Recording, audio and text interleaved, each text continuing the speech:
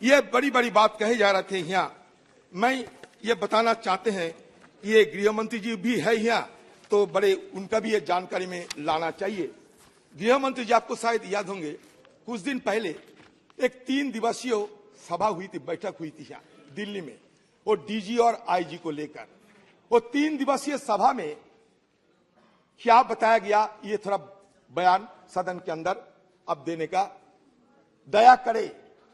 जो डीजीपी और आईजी की मीटिंग हुई थी, उस मीटिंग में एक रिसर्च पेपर पुलिस अधिकारियों ने पेश किया था, और उस मीटिंग में कौन कौन मौजूद थे? उस मीटिंग में मौजूद थे अजीत डोभाल साहब, गृह मंत्री साहब और आला अधिकारी, सुरक्षा और गृह मंत्रालय से जुड़े हुए आला अधिकारी उस मीटिंग में मौजूद थे। उस मीटिंग में क्या कहा गया? अमित शाह जी थोड़ा दया कीजिए, अमित शाह जी थोड़ा दया कीजिए, थोड़ा ध्यान दीजिए, क्योंकि ये मीटिंग के साथ आपका संपर्क है। ये मीटिंग डीजीपी और आईजीपी के थे। उस मीटिंग में ये बात रखे गए कि पूर्वी लद्दाख में जहां एलएसी है, 65 पेट्रोलिंग पॉइंट है, इसी पॉइंट है जहां हम गश्त करते थे, गश्त लगाती थी हमारी सेनाएं, हमारी सुरक्षा बल। उन 65 में से अब 25 पॉइंट्स पर गश्त नहीं लगा पा रहे हैं। अब बताइए ये सही या गलत? और वहां रेबी नाम के एक कम्युनिटी है लद्दाख के, हमारे जो एमपी हो जानते हैं, जो अपने भेड़ बकरी चराने वालों की कम्युनिटी है, जो सदियों से वहां अपने जानवरों को चराते हैं। अब वो वहां नहीं चरा पाते हैं अपने जानवरों को। आप बताइए ये सही या गलत? आप बताइए। पेपर में अमित शाह जी, पेपर में ये भी कहा गया, अमित शाह जी जरा ध्यान में सुनिए, वर्तमान में काराकोरम दर्रे से लेकर चुमा तक 65 पीपी है, मतलब पेट्रोलिंग पॉइंट है, जिन्हें इंडियन सिक्योरिटी फोर्स द्वारा नियमित रूप से गश्त किया जाना है। 65 पीपी में से 26 पीपी यानी पीपी नंबर 5 to 17, 24 to 32, 37, 51, 52, 62 में हमारी उपस्थिति प्रतिबंधक या आईएसएफ की द्वारा गश्त नहीं करने के कारण खो गए हैं। ये सही या गलत है? आप बताइए। 17 बार मिलिट्री लेवल पे टॉक हुई है। 18 बार हमारे प्रधानमंत्री जी के साथ मुलाकात हुई थी चीन की प्रधानमंत्री जी को, लेकिन नतीजा क्या निकला? ये हमें जानकारी जरूर दीजिएगा, क्योंकि लद्दाख हमारे ही ये देश की एक अखंड इलाका है। हमारे किरण रिजिजू जी बोल रहे थे अरुणाचल के बारे में। 2022 जनवरी में पूर्वी लद्दाख में एलएसी से लगभग 40 किलोमीटर दूर चीनी द्वारा पैंगोंग त्सो पर एक पुल के निर्माण का ताजा उपग्रह छवियां सामने आई। आप बोल सकते कि हम कोई भी गुमराह करने के लिए बात बताते हैं, छोड़ दीजिए। हम तो यहाँ एक बार नहीं 100 बार यहाँ गुहार लगाई थी कि भाई चीनी अतिक्रमण के बारे में सदन के अंदर चर्चा हो। आपने चर्चा करने की इजाजत नहीं दिया।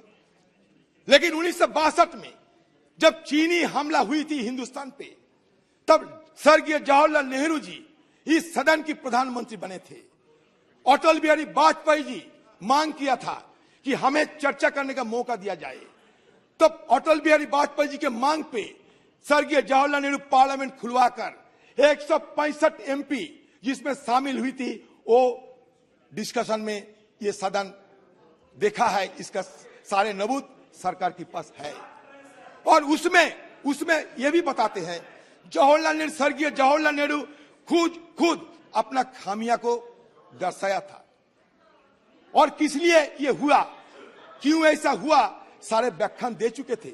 और सारे व्याख्यान की बात, ये सारे जो सदन प्रभावित होकर एक यूनानिमस रेजोल्यूशन पास करवाया था, तो वो हम क्यों वो मिसाल अभी नहीं दिखा पा रहे हैं? क्यों आप डरते हैं? हाँ बोलिए।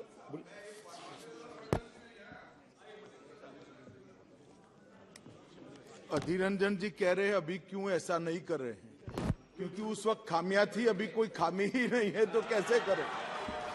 हजारों हेक्टेयर भूमि हार कर आए थे, तब जाकर चर्चा करी थी। क्या बात कर रहे हो? इस तरह से नहीं होता है। चर्चा कब हुई थी? हजारों हेक्टेयर भूमि हार कर आ गए थे, तब जाकर चर्चा हुई है। क्या हुआ?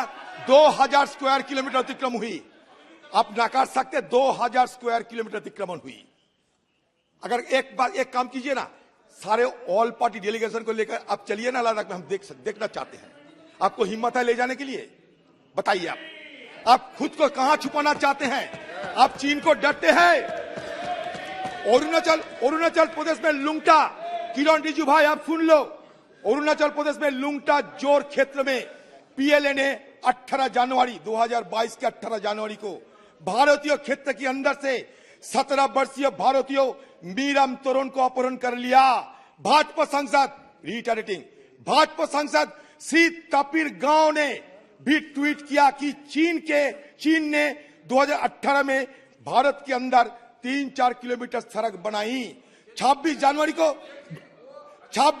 को पीएलए द्वारा युवा लड़के को भारतीय सेना को सौंप दिया गया था। शुरू में कहा ऐसे बातें नहीं करना चाहिए जो रिकॉर्ड में चले जाए और बाद में गलत क्या है? मैं वही तो कह रहा हूं, जो चीजें अगर कोई किसी ने कह दिया, किसी ने लेख लिख दिया तो सच्चाई है क्या? उसके बाद में अधिकारियों ने क्या स्पष्टीकरण दिया, क्लैरिफिकेशन क्या दिया?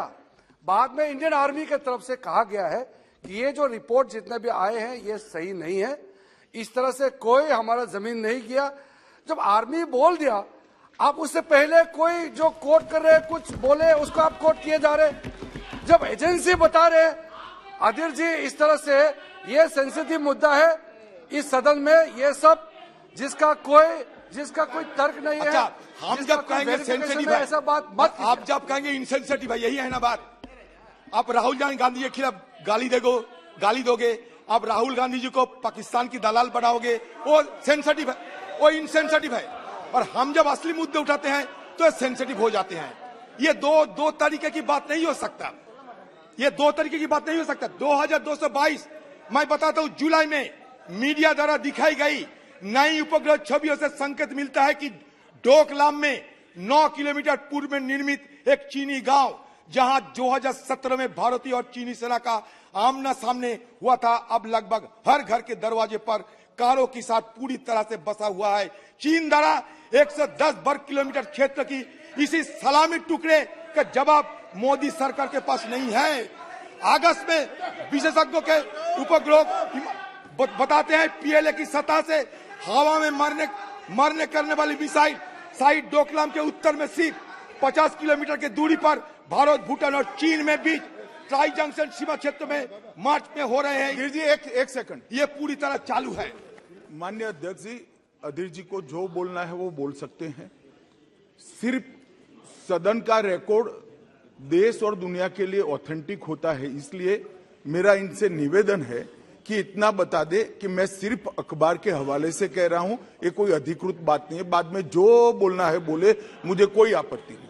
अखबार पढ़कर इतनी बड़ी बात जो देश की सीमाओं के साथ जुड़ी है, इरिस्पॉन्सिबिलिटी के साथ इस सदन में नहीं रखनी। कह चुके हैं सर, आपने सर अमित शाह जी आपने शायद नहीं सुने होंगे। मैंने कह दिया था कि मीडिया द्वारा दिखाई गई, मैंने कह दिया था, मैं कोई गुमराह करने वाला बात नहीं कहता, मैंने कह दिया था, जिक्र कर दिया था कि मीडिया द्वारा दिखाई गई।